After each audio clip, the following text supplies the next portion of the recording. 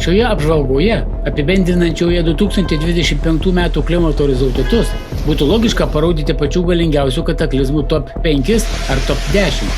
Mes ir patys norėtume, kad jų skaičius tilptų į tokį sąrašą. Tačiau realybė kur kas žiauresnė, jų tūkstančiai. Ir kiekvienas jų pasižymi neįtikėtina jėga, mastu ir rekordiniais parametrais.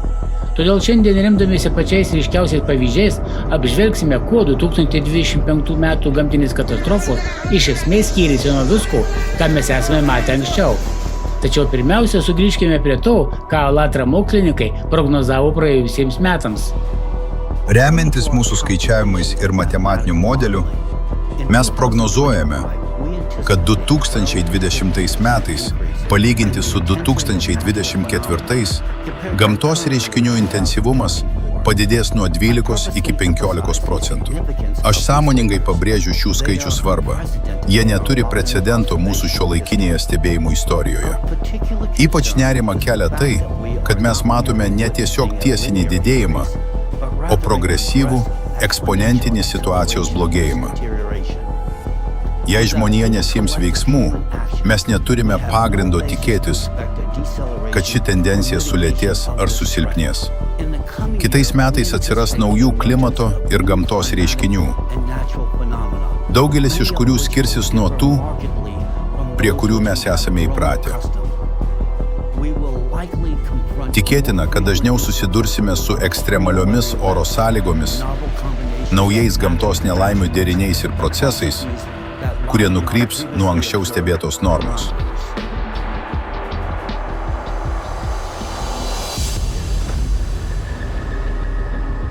Audros. Nepaisant to, kad Velingtonas laikomas vėjučiausiu Naujosios Zelandijos miestu, garsėjančiu staugiančiomis audromis, spalį jų gale pasirodė beprecedentė net vietos gyventojams. Nuo spalio 21 dienos sostinė ir pietinę salos dalį užgriuvo pavojingi škvalai ir liūtys, sėjusios chaoso ir sugriovimus.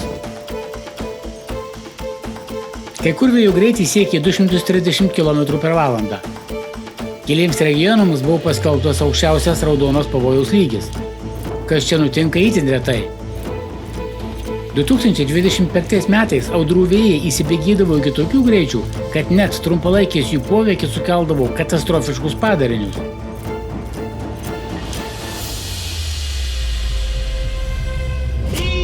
Gruodžio 17-ąją Vajominge, Jungtinėse valstijose, audros metu vėjas buvo toks stiprus, kad netoli valstijos sostinės apvertė daugiau nei 100 krovininių traukinių vagonų.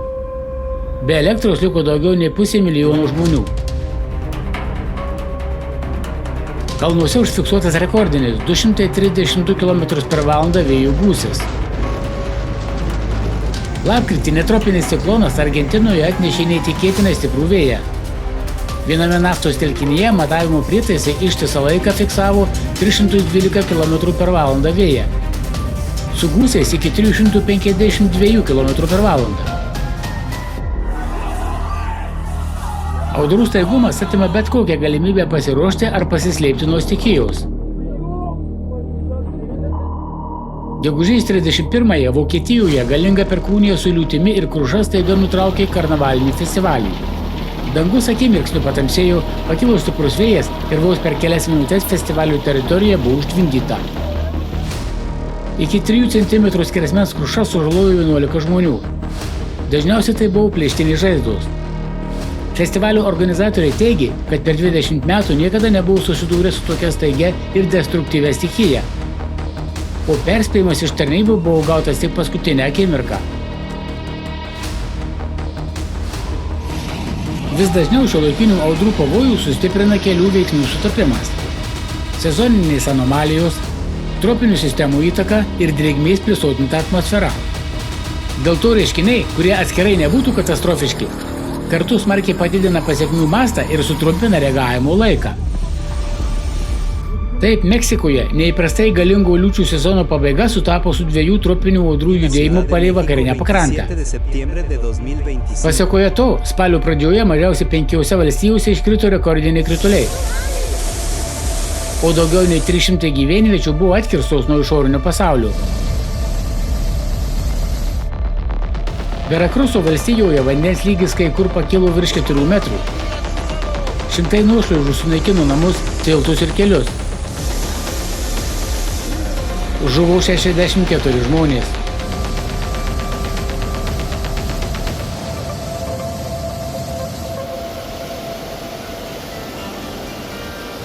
Gegužės 2 Indiją netikėtai ir itin smarkiai užklupo audra, smogusi Delių sostinės regionui. Jie atnešė chaosą, sugriovimus ir pareikalavo žmonių gyvybių. Įspėjimas apie artėjančią stichiją buvo išsiųstas 2:30 nakties, kai dauguma žmonių dar miegojo ir jo nematė. Indijos meteorologijos tarnyba paaiškino, kad tokį galingą audros sutapimą lėmė regionui retas veiksnių derinys. Vienu metu drėgmė plūdo ir iš Arabijos jūros, ir iš Bengalijos įlankos.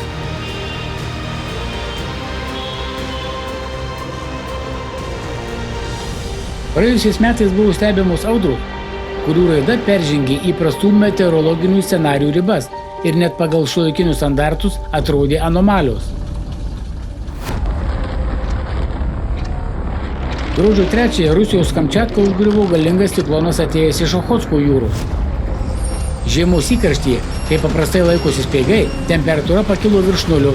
Sniegas sparčiai tirpo ir kartu su lietumi pavertė Kamčiatkos Petropavlovsko gatves milžiniškais vandens telkiniais. Vėjas siekė iki 46 m/s, plėšė namų stogus ir fasadų apdailą.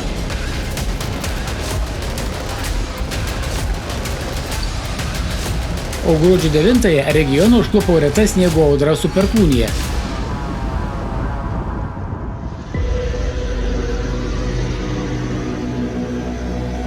Nuo gruodžio 8 Brazilijoje siautėjo galingas vidutinių platumų netropinis ciklonas. Meteorologai jame užfiksavo iškart kelias anomalijas. Pirma, San Paulo valstijos sostinėje kelias valandas užfiksuoti nuolatiniai stiprūs vėjo gūsiai, nors šiam regionui būdingi tik trumpalaikiai intensyvūs vėjo šuorai. Antra, gruodžio mėnesiui, kai pietų pusrutulyje yra vasara, ciklono galingumas buvo neįprastai didelis. Ir trečia, keisčiausia, ciklonas pasiekė didžiausią stiprumą jau virš vandenynų, o slėgis jo centre nukrito iki 992 hektopaskalių, o tai buvo vienas žemiausių rodiklių per pastarosius dešimtmečius. Paprastai tokios sistemos stiprėja virš vandenynų ir silpnėja virš sausumos. –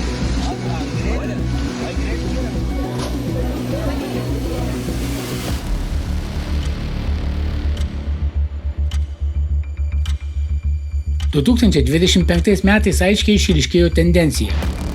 Vidutinių platumų audros, susiformavusios iš buvusių tropinių ciklonų, vis dažniau išlaiko ekstremalią energiją. Pereidamos į posttropinę fazę, tokios sistemos nesilpnėja, o neretai net sustiprėja, išplėsdamos uraganinius vėjus ir didelio masto sugriovimus toliau už tropinių ribų. Ryškus pavyzdys – audra susiformavusi iš taifūno Holong, kuris spalio pradžioje sukėlė itin gausius kritulius ir sugriovimus Japonijoje. Nuslinkusi tūkstančius kilometrų virš neįprastai šiltų šiaurės ramiojo vandenynų dalies vandenų, audra gavo papildomos energijos ir naktį iš spalio 12-osios beprecedenčių šiam regionui stiprumu smogė vakariniai Aliaskos pakrantei. Vėjo gūsiai siekė 170 km/val, o audros sukeltas vandens lygio pakilimas viršijo normą daugiau nei 2 metrais. Stichijos padariniai buvo katastrofiški. Užtvindytos pakrančių bendruomenės, daugelis gyventojų naktį atsidūrė lediniame vandenyje, laikydamiesi už bet kokių daiktų, kad nenuskęstų. Namai buvo nuplėšti nuo pamatų ir nunešti srovės, žmonės teko evakuoti nuo stogų sraigtasparniais.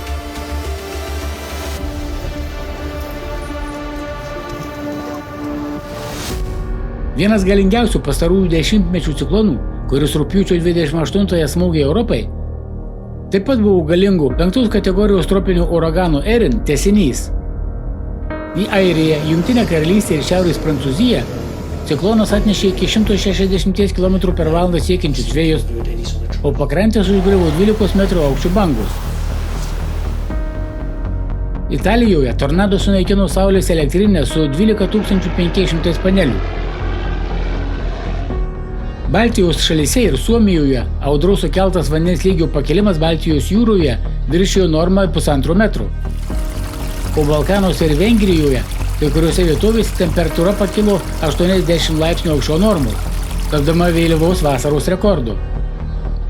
Pažymėtina, kad ciklonas savo poveikį išplėtė beveik visoje Europoje. Tai stiprėjanti tendencija. Audros ima apimti beveik ištisus žemynus.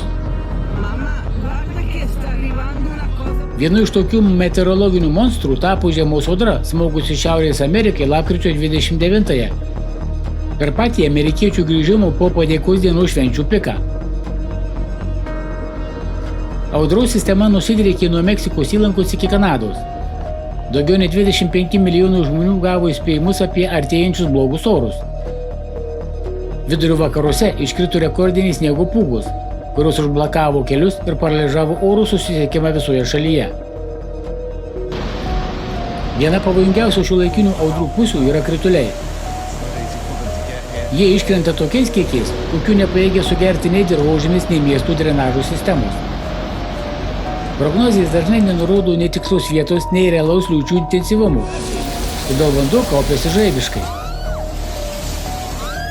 Potvyniai susiformuoja beveik akimirksniu, be laipsniško upių lygio vandens kilimo ir be laiko perspėjimui, palikdami žmonės visiškai bejėgius prieš netikėtą stichiją.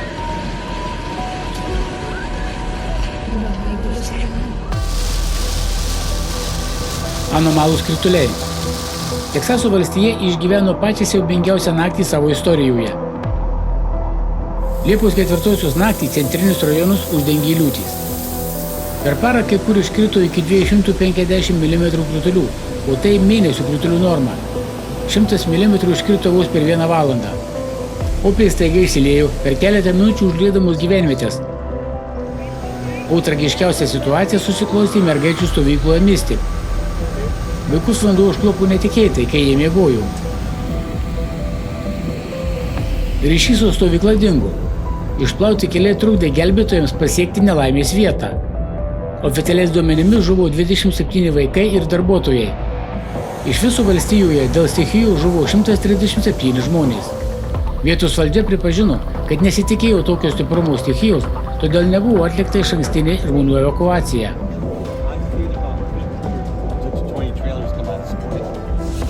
Gruodžio viduryje galingos ir retos žiemos audros užklupo artimuosius rytus.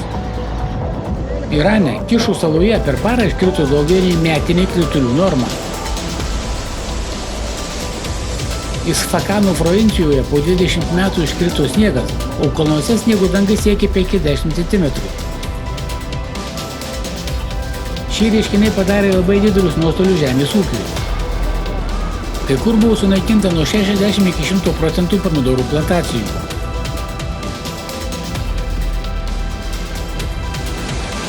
O Jungtiniuose Arabų Emyratuose per 2 paras iškrito daugiau nei metinė norma.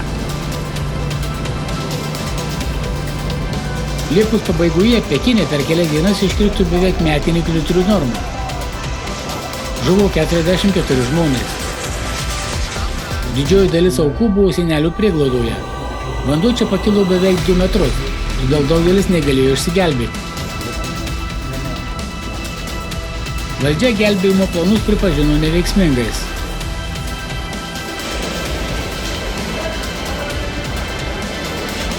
Įvykiai Pekine parodė, kad įprasti reagavimo scenarijai nebeveikia net tokiuose šalyse kaip Kinija, kur turi labai gerai organizuotas ir techniškai aprūpintas gelbėjimo tarnybas.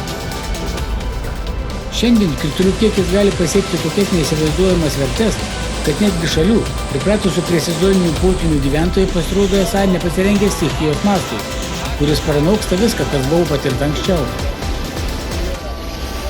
Spalį centrinį Vietnamą užklupo katastrofiški potvyniai. Per parą iškrito daugiau nei 1700 mm kritulių.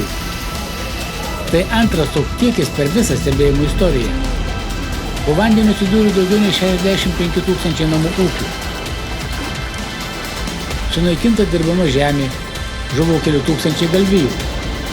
Lapkričio liūtys Daklako provincijoje viršijo visas istorinės normas. Kai kur per savaitę iškrito daugiau kaip 1800 kritulių. Potvynis įvyko labai staigiai. Vanduo namus užliejo taip greitai, kad žmonės privalėjo lipti ant stogų. Daugelis šeimų ten prabuvo apie 30 valandų. Deja, dėl stichijos šalyje žuvo 98 žmonės. Gruodis šaliai vėl atnešė liūtis.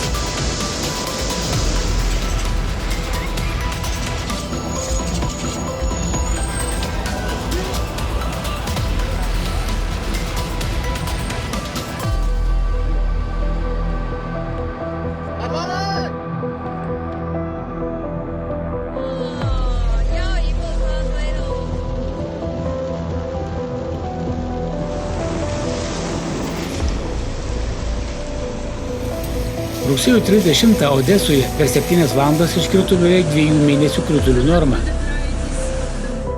Buvo užlietos gatvės, požeminės perėjos ir stovėjimo aikštelės. Vanduo pakilo iki juosmens. Stichija nusinešė 10 gyvybių, tarp kurių 5 asmenų šeima. Jie gyveno požeminėme aukšte. Vos per 15 minučių vanduo pakilo 4 metrus. Jie neturėjo galimybės išsigelbėti.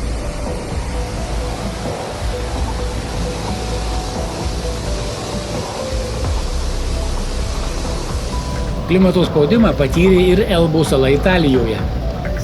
Gruodžio 19 jos gyventojai jau 4 kartą per metus nukentėjo nuo stiprios audros ir pavadino gamtos stichiją tikru pasikartojančiu košmaru. Ekstremalios liūtys sukėlė potvynius ir nuošliaužas, dėl kurių kai kurie kaimai buvo atkirsti nuo išorinio pasaulio. Žinoma, tokios nevaldomos stichijos pasekmės yra milžiniškos. 100 tūkstančių kvadratinių kilometrų užtvindytų žemių, milijonai žuvusių gyvūnų, sunaikinta infrastruktūra – visą tai galima atkurti. Tačiau kataklizmų nusinešto žmonių gyvybės yra prarastos visam laikui. Kovo pabaigoje kelias dienas trukęs lietus sukėlė istorinį potvynį Kvinslendo valstijoje, Australijoje. Eravango miestelyje iškrito beveik 2 daugiau kritulių nei per metus. Po vandeniu atsidūrė beveik 500 000 kvadratinių kilometrų teritorija, įskaitant sausringus regionus, kuriuose yra didžiausios gyvulininkystės fermos. Daugiau nei 100 tūkstančių galvijų buvo nunešti srovės. Lapkričio mėnesį pietų Tailandą užklupo vadinamoji lietingoji bomba. Tokį įvykių vystymąsi pavyko prognozuoti vos prieš 2 valandas prieš vandenį užliejant gyvenamosius rajonus. Be to, tai įvyko giliai naktį. Todėl liko labai mažai laiko pasirengti ir evakuoti gyventojus.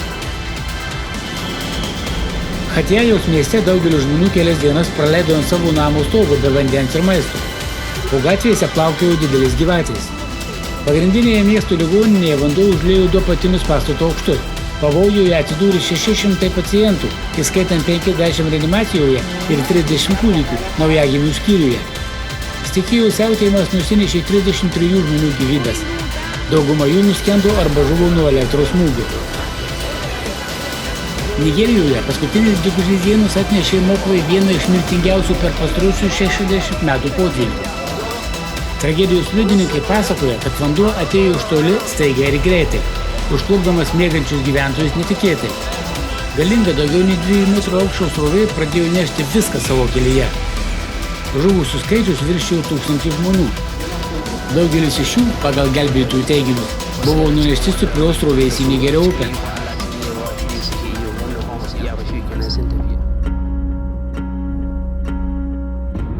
Kai bendras atmosferų drėgmės kiekis didėja, krituliai pasiskirsto vis labiau nevienodai.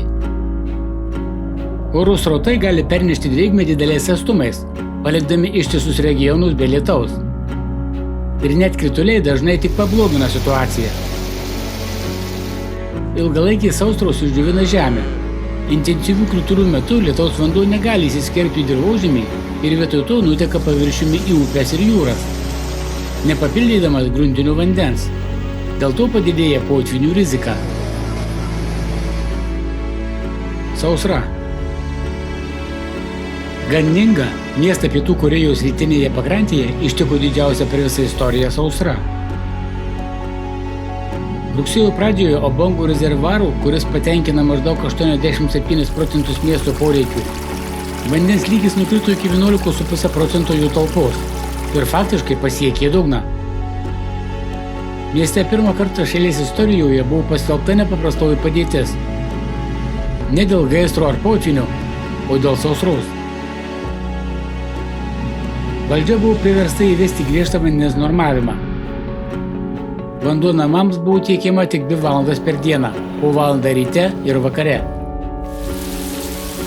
Net ir po smarkių rugsėjo 12 liūčių, per kurias iškrito daugiau kaip 100 mm kritulių, rezervuaras buvo užpildytas tik 16%, o tai atitinka maždaug 10 dienų tiekimą. 2025 m. vasarą ir rudenį Tigro ir Eufrato upių baseinų šalys patyrė katastrofišką sausrą. Dėl karščio ir kritulių trūkumo upės išdžiūvo. Irakui ir Sirijai iškilo grėsmė uždaryti hidroelektrines ir prarasti grūdinius pasėlius. Iranas susidūrė su viena didžiausių vandens krizių savo istorijoje. Nuo spalio iki lapkričio šalyje iškrito tik 19% įprastų kritulių kiekio. Iki lapkričio 19 šalies rezervuarai buvo užpildyti vos 5%, o pagrindiniai rezervuarai, įskaitant Karadžio, buvo praktiškai išdžiūvę, jais buvo galima vaikščioti. Kruša. Krušame visą pasaulyje tampa tikra katastrofa. Jos kiekiai ir dydžiai, kurie dar vakar atrodė neįsivaizduojami, dabar šokiruoja. Ji daužo automobilius ir stogus, naikina pasėlius ir sužeidžia žmonės.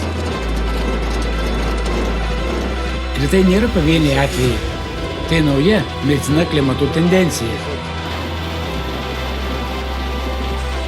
Vienas labiausiai nerimą keliančių ženklų tai sezoniškumo išnykimas. Pavyzdžiui, žiemos viduryje Australijoje siautė smarki kruša, padengusi dykumą ledo sluoksniu, o temperatūra nukrito iki 0 laipsnių Celsijaus, o tai itin žema temperatūra šiame regione. Dar neįtikėtiniau buvo lapkričio pabaigoje Lipecko srityje Rusijoje, kai iškrito iki 2 cm skersmens krušos gabalai, nors temperatūra regione jau svyravo apie 0 laipsnių. Kita ypatybė – neįprastas ledo susikaupimas. Rugpjūčio viduryje Meksiką užklupo trumpa, bet neįtikėtinai galinga kruša, kuri vos per 15 minučių paralyžavo Plakatpetės miestą. Keliai virto nepravažiuojamomis užšalusiomis upėmis, įkalindami dešimtis vairuotojų negalinčių pajudėti. Spalio mėnesį Bolivijos miestą Tariją užklupo galinga kruša. Per kelias minutes gatvės buvo padengtos ledu, vietomis siekiančių beveik 2 metrus. Nuo susikaupusios krušos svorio įgriuvo ligoninės, mokyklų ir darželių stogai.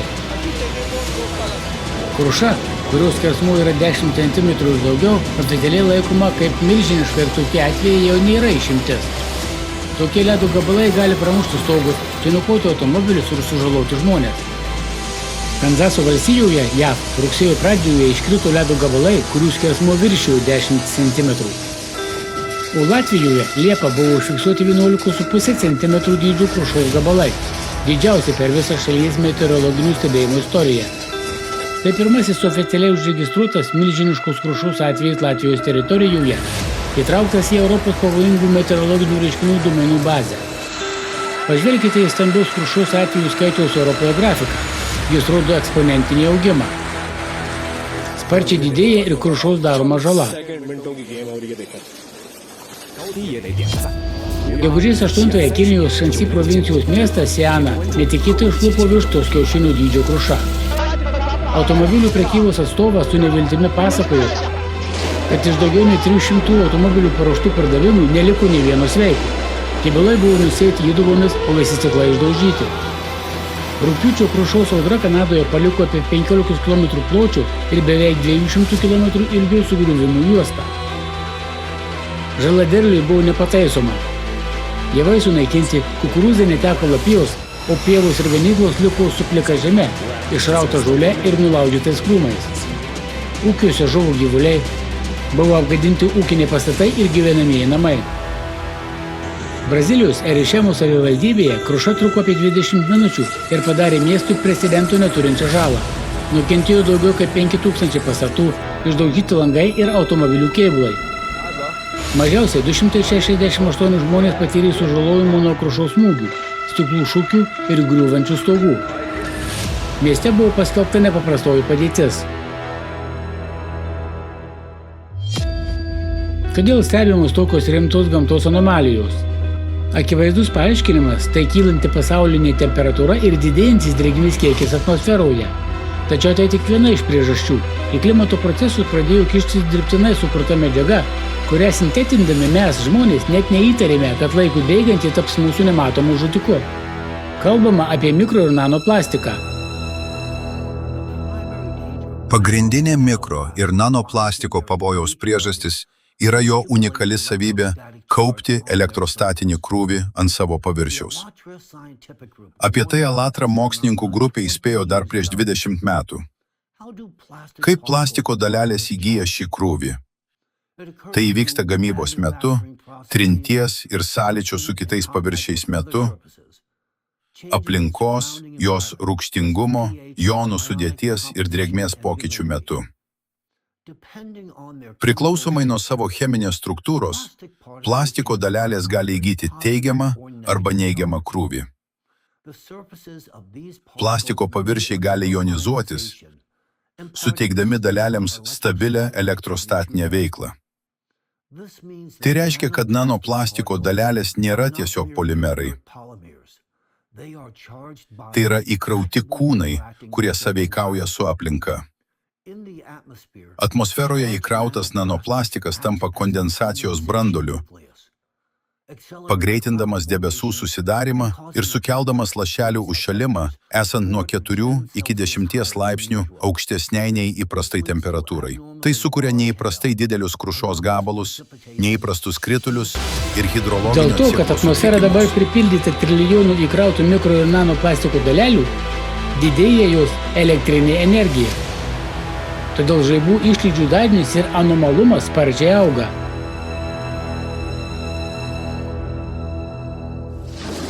Audrų aktyvumas. Per pastarusius 5 metus Indijoje žaibų skaičius išaugo beveik 4 kartus, o mirtingumas nuo žaibo smūgių, kuris šalyje visada buvo rimta problema, dabar pasiekė katastrofišką mastą. Vien tik nuo 2025 metų balandžio iki Liepos mėnesio žuvo 1621 žmogus. Jungtinėse valstijose 2025 metais žaibų aktyvumas buvo 20% didesnis nei metais anksčiau ir pasiekė aukščiausią lygį per pastarusius 8 metus.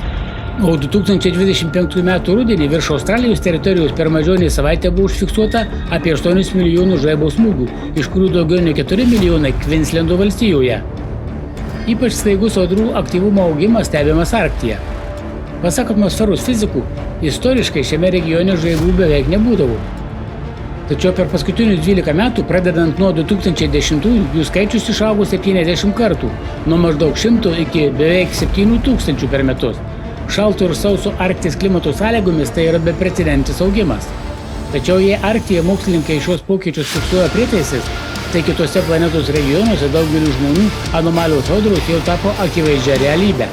Europinės Rusijos dalies gyventojai lapkričio pabaigoje stebėjo neįprastai galingus ir dažnus žaibo blyksnius. Kai kurių žaibų srovės stiprumas siekė 486 kA, tuo tarpu vidutinio žaibo išlydžių amplitudė yra apie 30 kA, tai yra 16 kartų mažesnė. Elektromagnetinio impulsų aktyvumas buvo toks didelis, kad jų signalas buvo fiksuojamas 700 km atstumu nuo epicentrų, nors paprastai tokio atstumu jis jau būna silpnas arba visai nefiksuojamas. Tokie audrų aktyvumo rodikliai vidutinėse platumose būtų anomalūs net vasarą, o vėlyvą rudenį tai išskirtiniai precedentų neturintys reiškiniai. Didėjant atmosferos elektrinė energija padažnėjo ir sausieji žaibai, kurie ženkliai didina gaisrų riziką. 2025 m. rugsėjį JAV centrinė Kalifornija užklupo sausos audros. Vos per 31 valandą buvo užfiksuota apie 11 000 žaibo smūgių, kurie sukėlė daugybę gaisrų. Taip pat padažnėjo tokių retų ir menkai ištirtų atmosferos reiškinių kaip spraitai stebėjimai. Tai milžiniškos, raudonai švytinčios struktūros, susidarančios virš audros debesų ir besitęsiančios 40-80 km į viršų.